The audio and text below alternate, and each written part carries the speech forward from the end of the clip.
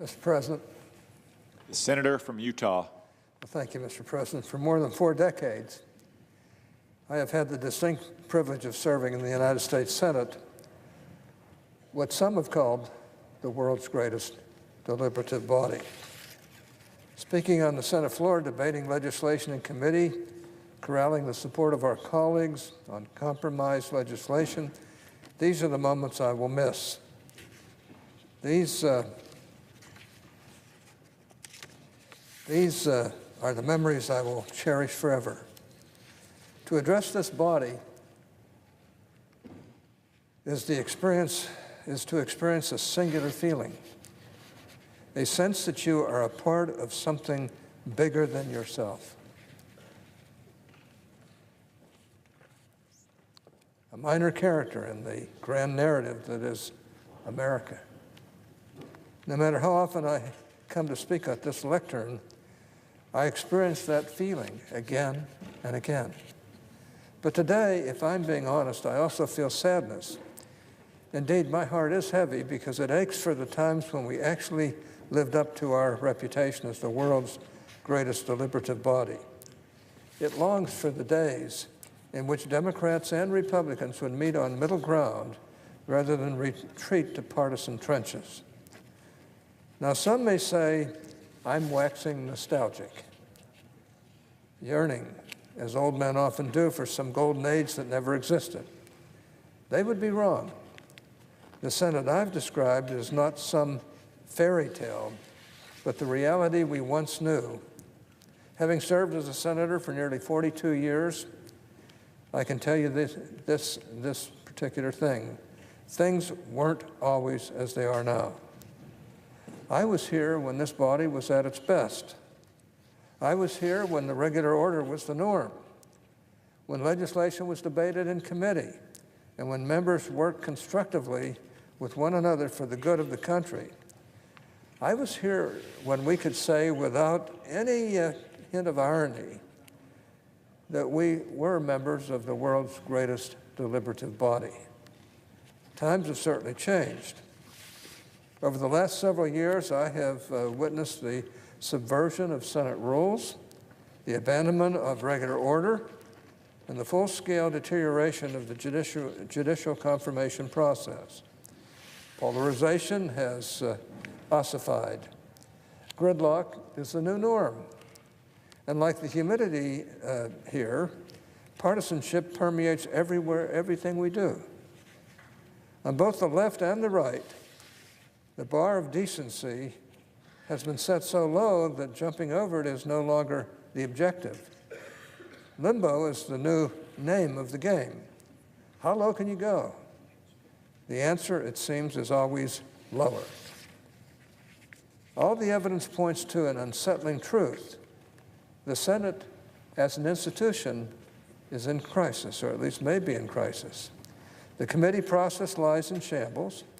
Regular order is a relic of the past, and compromise, once the guiding credo of this great institution, is now synonymous with surrender.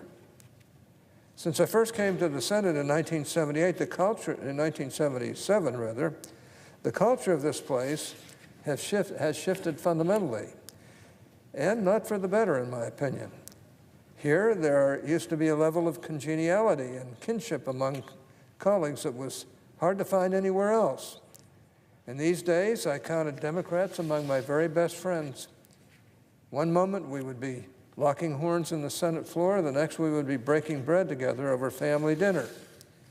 My unlikely friendship with the late Senator Ted Kennedy embodied the spirit of goodwill and collegiality that used to thrive here. Teddy and I were a case study in contradictions. He was a dyed-in-the-wool liberal Democrat. I was a resolute Republican. But by choosing friendship over party loyalty, we were able to pass some of the most important and significant bipartisan achievements of modern times, from the Americans with Disabilities Act and the Religious Freedom Restoration Act to the Ryan-White Bill and the State Children's Health Insurance Program. These are really important bills, and we were able to work together, even though we differed widely on on politics. 9 years after Teddy's passing, it's worth asking, could a relationship like this even exist in today's Senate? Could two people with polar opposite beliefs and from vastly different walks of life come together as often as Teddy and I did for the good of the country? Or are we too busy attacking each other to even consider friendship with the other side? Mr. President, many factors contribute to the current dysfunction, but if I were to identify the root of the crisis, it would be this: the loss of comedy and genuine good feeling among Senate colleagues. Comedy is the cartilage of the Senate, the soft connective tissue that cushions impact between opposing joints. But in recent years, that cartilage has been ground to a nub. And I think most all of us feel that. We've seen it, we've actually seen it happen. All movement has become bone on bone. Our ideas grate against each other with increasing frequency and with nothing to absorb the friction.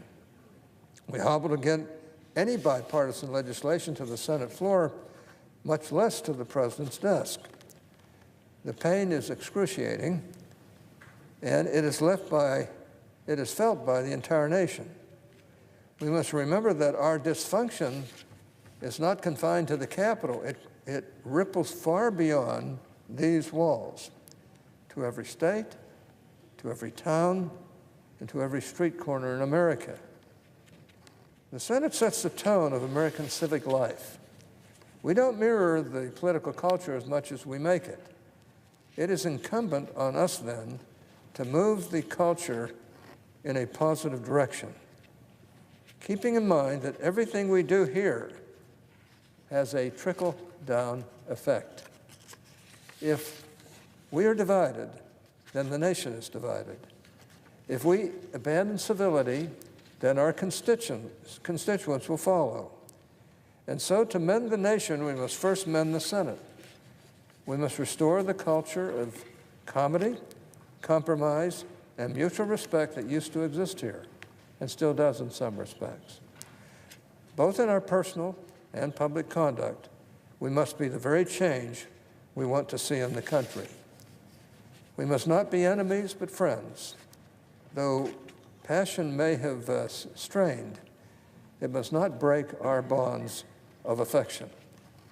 The mystic chords of memory will yet swell when again touched by the better angels of our nature. These are not my words, but the words of President Abraham Lincoln.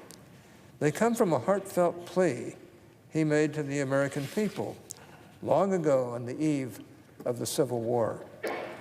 Lincoln's admonition is just as timely today as it was then. If ever there were a time in our history to heed the better angels of our nature, I think it's now. How can we answer Lincoln's call to our better angels?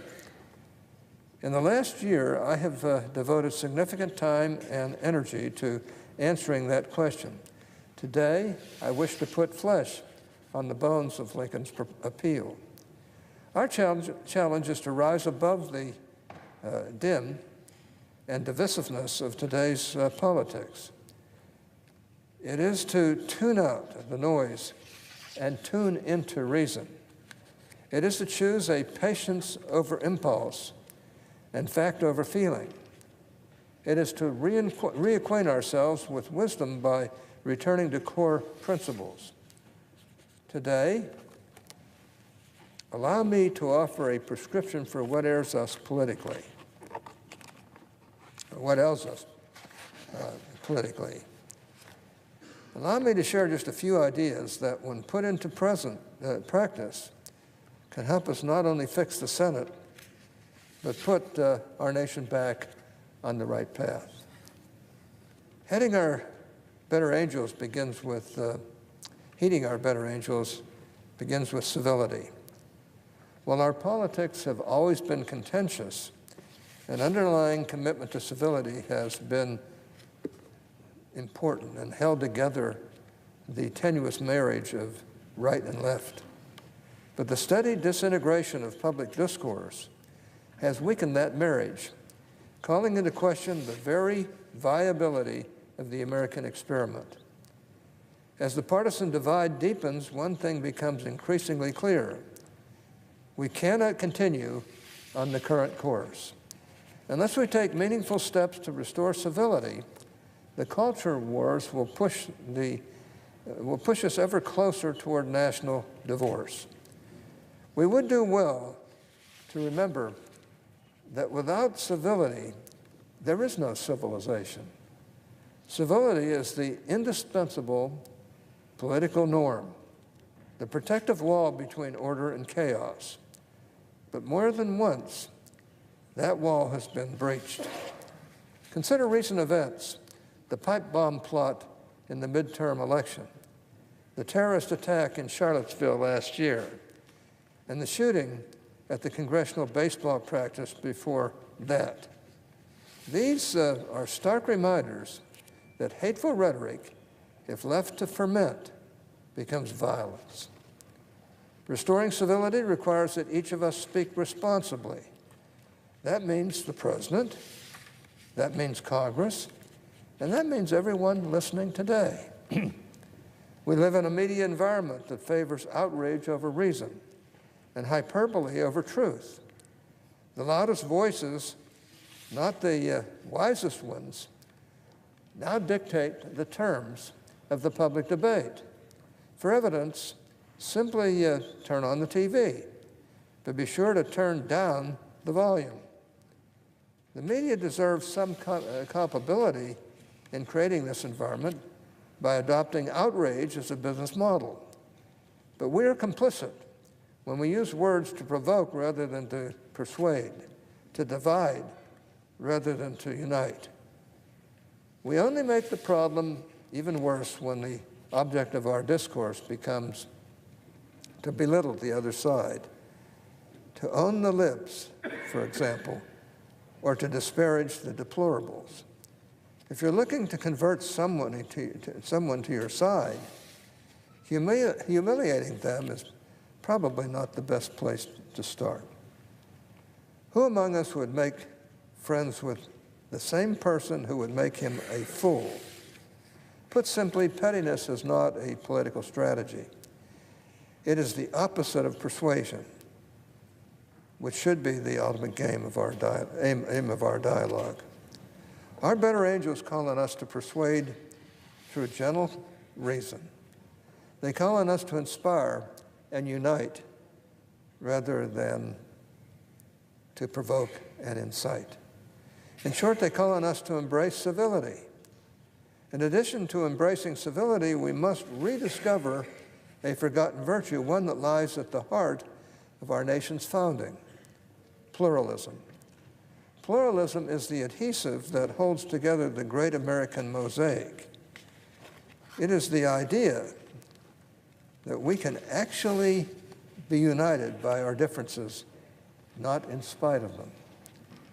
In a pluralist society, we can be polar opposites in every respect, yet still associate freely with one another. I can be white, conservative, and Christian. My friend can be black, progressive, and Muslim. We can be different, but united precisely because we are united by our right to be different.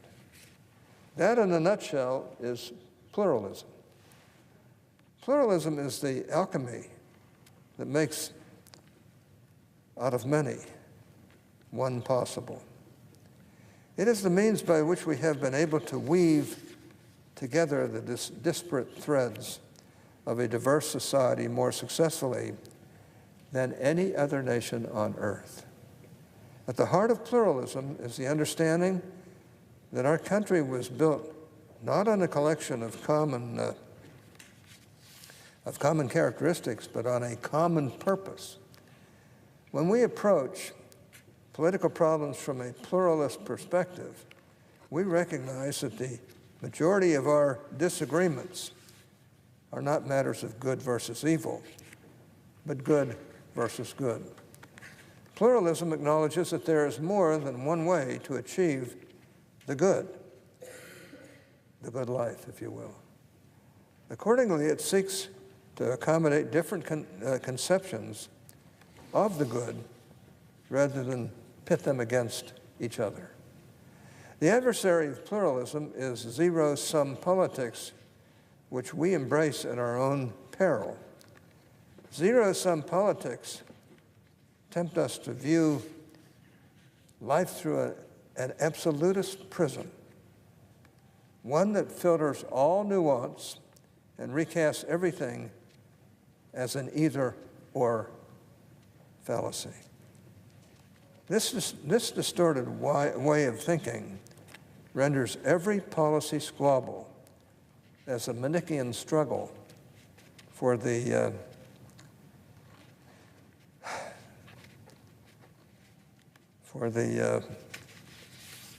soul of the country. If the Republican tax bill passes, it will be Armageddon. If a Democrat takes the White House, it will be the end of America as we know it. Funny how these prophecies never come to fruition. Answering the call to our better angels requires us to reject zero-sum politics in favor of pluralism. It requires us to make room for nuance and to see our differences not as competing, but as complementary. Nowhere is the pluralist approach more needed than in the fraught relationship between religious liberty and LGBTQ rights. As my colleagues know, I've made religious liberty a priority of my public service. Of all of the hundreds of pieces of legislation I've passed a lot during my 42 years in the Senate, the one that I'm most pleased with, and the one that I hope will most define my legacy, is the Religious Freedom Restoration Act. Religious liberty is a fundamental freedom. It deserves the very highest protection our country can provide. At the same time, it's also important to take account of other interests as well, especially those of our LGBTQ brothers and sisters. We are in the process now of working out the relationship between religious liberty and the rights of LGBTQ individuals here in America. There are some who would treat this issue as a zero-sum game, who would make the religious community and LGBTQ advocates into adversaries. In my opinion, this is a mistake. Pluralism shows us a better way. It shows us that protecting religious liberty and preserving the rights of LGBTQ individuals are not mutually exclusive. I believe we can find substantial common ground on these issues that will enable us to both safeguard the ability of religious individuals to live their faith and protect LGBTQ individuals from invidious discrimination. We must honor the rights both of believers and LGBTQ individuals. We must, in short, find a path forward that promotes fairness for all. My personal religious beliefs require that. And I surely want to live up to those beliefs. In my home state, we were able to strike such a balance with the historic Utah Compromise, a bipartisan anti-discrimination law that both strengthened religious freedom and offered special protections to the LGBTQ community. No doubt we can replicate that same success on a federal level. That's why, as one of my final acts as a U.S. Senator, I challenge my colleagues to find a way of compromise on this crucially important issue, a compromise that is true to our founding principles, that is fair to all Americans. Our better angels invite us to walk the path of civility and to embrace the principles of pluralism.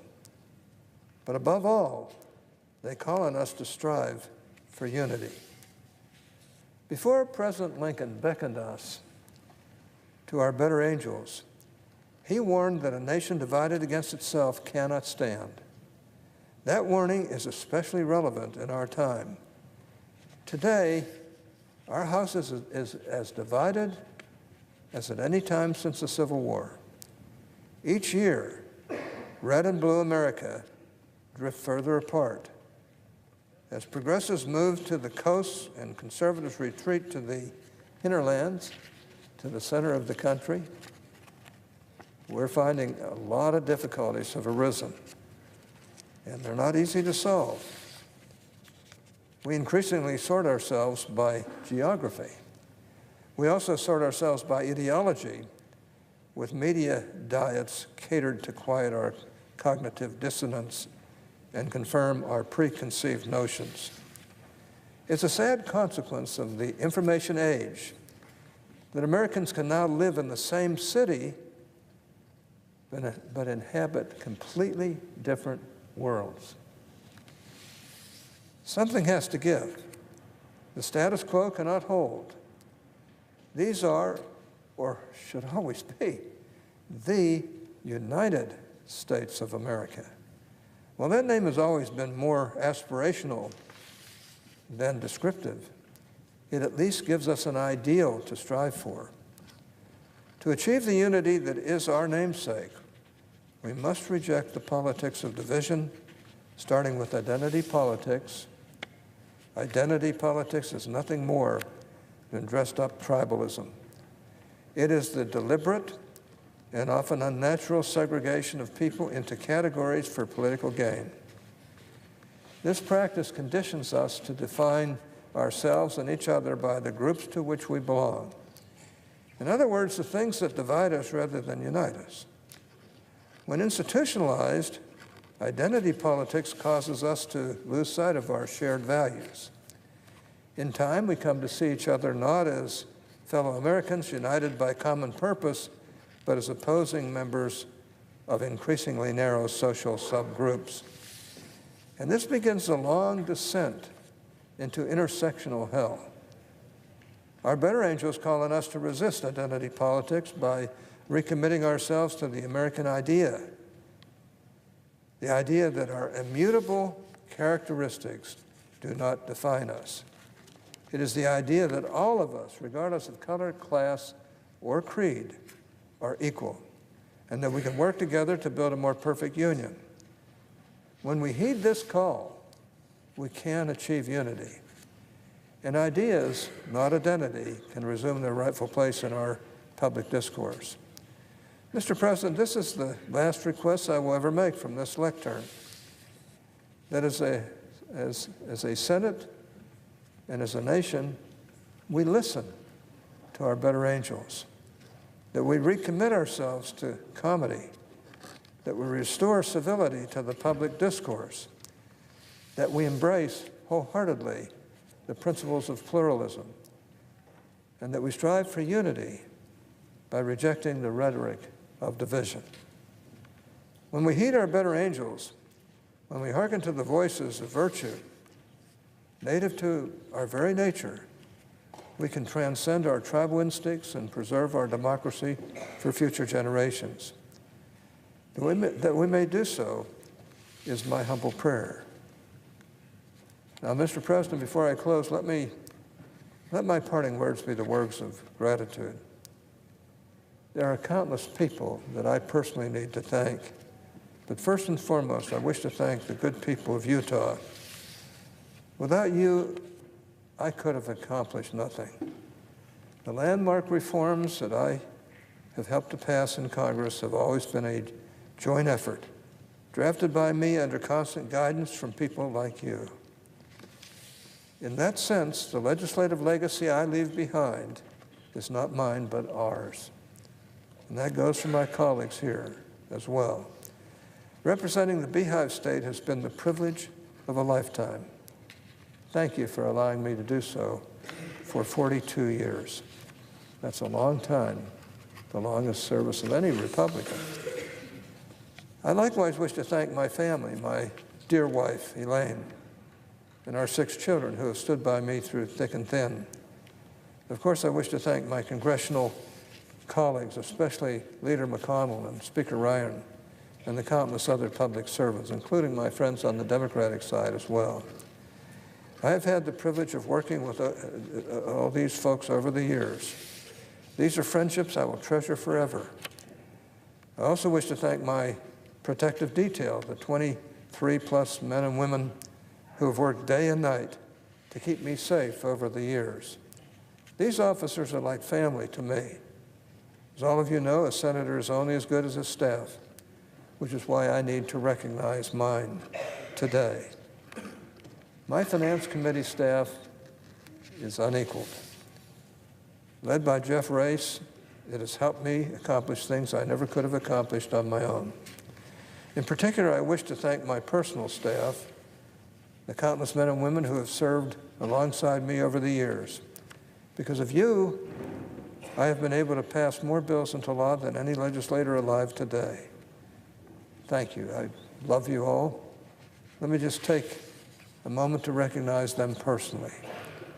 Thanks to my Chief of Staff, Matt Sandgren, I am ending this term on a crescendo of legislative activity, having introduced more bills this Congress than any other time during my Senate service. In the last 2 years, we've also enacted a historic number of bills into law. My staff has not let up in the final stretch, not one bit. We've been a legislative powerhouse to the very end, and I've got to thank Matt Sandgren for his efforts in that regard. I've had many chiefs of staff, and I loved all of them, but I think I saved maybe the best for last. My Utah staff also played a critical role in my legislative success. A huge thank you to Melanie Bowen, Sharon Garn, Annette Riley, Heather Barney, Sean Firth, Chloe Nixon, Jessica Reed, Ron Dean, Matt Hurst, Nathan Jackson, Courtney Brinkerhoff, and Emily Wilson, as well as others who have served with me.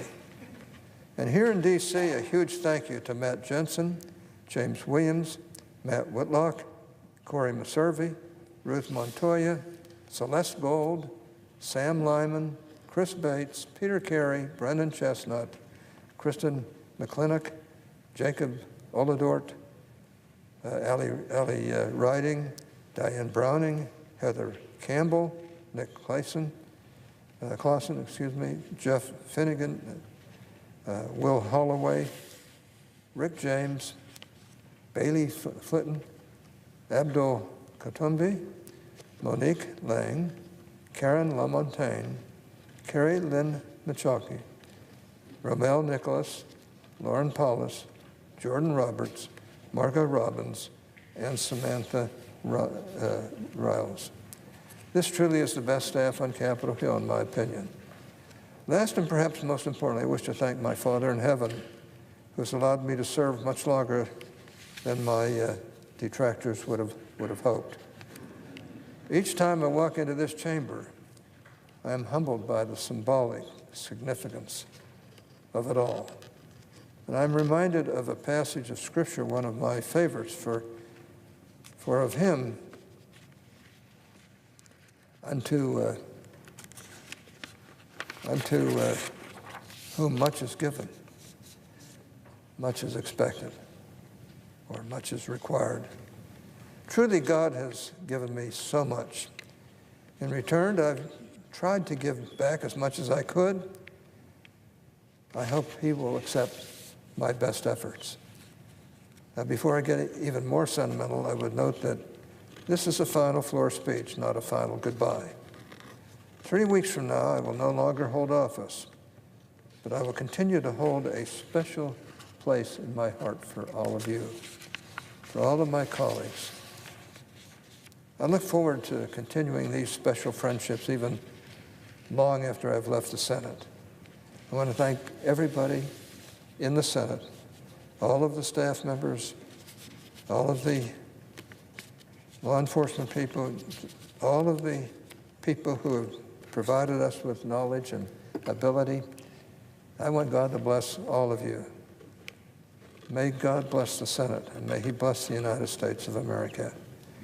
With that, Mr. President, I yield the floor.